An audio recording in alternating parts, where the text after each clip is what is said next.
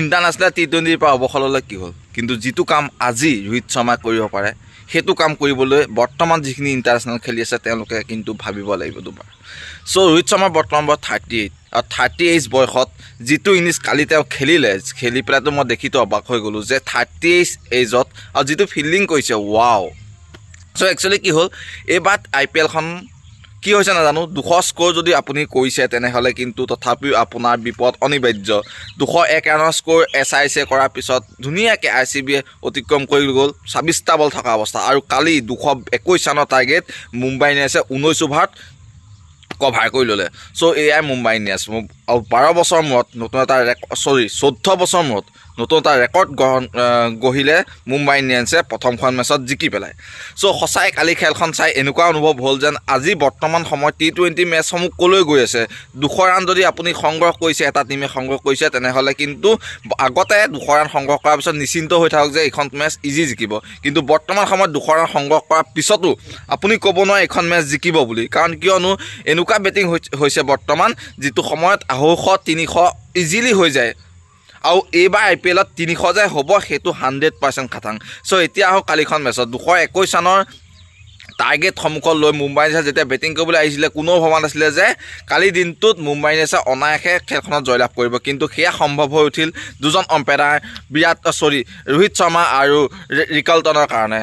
তেওঁলোকে ইমান ধুনীয়াকৈ মুম্বাই ইণ্ডিয়ানছৰ হাতত মেচখন দাঙি ধৰিলে, এনেকুৱা লাগিলে যেন কালি সেয়া 220 নহয় 120 ৰানৰ টাৰ্গেটহে দিছিলে কলকাতা নাইট ৰাইডাৰ্ছে মুম্বাই ইণ্ডিয়ানছৰ সন্মুখত।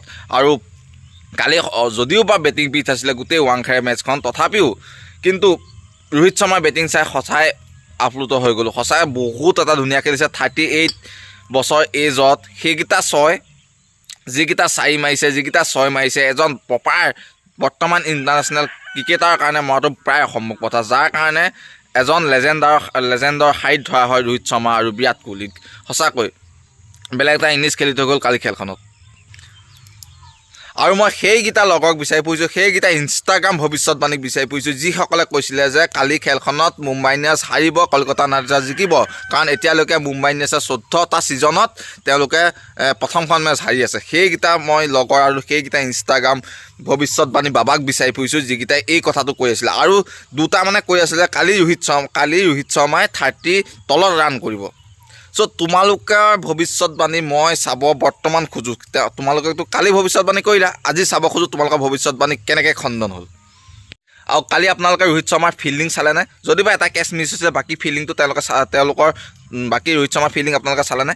এবাৰ হ'লেও লাগিছিলে যে সেইজন প্লেয়াৰ যিজনৰ বয়স বৰ্তমান 38 আৰু সেইজনে অলৰেডি 1 বছৰ আগত টি20ৰ পৰা অৱসৰ গ্ৰহণ কৰিছে আৰু টেষ্টৰ পৰা অৱসৰ গ্ৰহণ কৰিছে।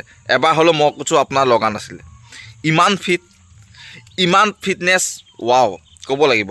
চ' সঁচাকৈ ৰোহিত শৰ্মাই যিদৰে বেটিঙত ইম্প্ৰুভ কৰিছে, আগতছে বহুত ইম্প্ৰুভ হ'ল, কাৰণ আজি 2012 চন 11 চনত ৰোহিত শৰ্মা যিটো আছিলে এতিয়া সেইটো ৰোহিত শৰ্মাৰ বহুত পাৰ্থক্য। আৰু ফিটনেছ যিটো আজি 1 বছৰ 1.5 বছৰ আগত তেওঁ দেখিছিলে ৰোহিত শৰ্মাৰ ওচৰত, আজি সেইটো নাই। তাৰ পৰা গম পায় 2027 চনৰ ৱৰ্ল্ড কাপ খেলিবৰ কাৰণে কিমান আগ্ৰহী ৰোহিত শৰ্মা। আপোনালোকে বিচাৰে নাই ৰোহিত শৰ্মা 2027 চনৰ ৱৰ্ল্ড কাপত? মই কিন্তু একদম বিচাৰোঁ, কাৰণ ৰোহিত শৰ্মাৰ বিগ ফেন হয়।